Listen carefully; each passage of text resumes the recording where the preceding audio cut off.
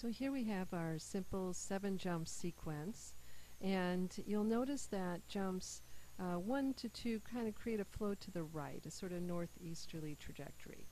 But then it changes direction to the left or northwesterly for jumps 3 and 4. Now, novice handlers will tend to ignore this right-left switch, and it would not be unusual to see a novice handler choose to lead out with the dog on their left. In fact, I've seen this occur way more often than is healthy for the dog or the handler. So what's the problem, you ask?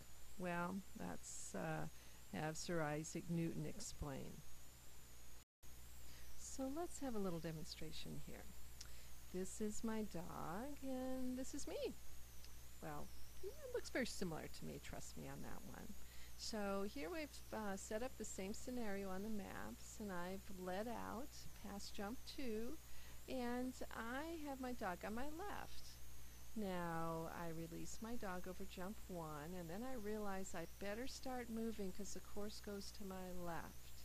And so I start moving towards the center of jump 2, and my dog is approaching, and I can see she's coming very fast, and so I better hurry up and get over to jump 3 so she knows that that's the way I want her to go. And then here she comes. Oops. Uh-oh. A little problem here. And this is something that we need to go back to the drawing board and talk about. So what happened there? Well, if you weren't too distracted by the legs and blonde hair, maybe you could have seen that collision coming a long way away.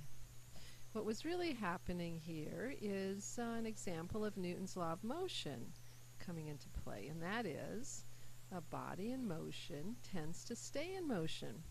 So even though dog may have seen me bearing into her path, especially at the last minute, Newton's laws are going to limit her ability to change direction based upon her velocity and direction of travel.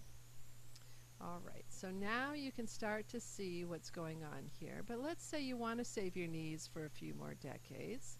And of course, you don't want to injure your dog with any more of these kinds of collisions. How do you begin to see these potential crashes so that you can avoid them? Well, head back to the blog and the text there for more details about that.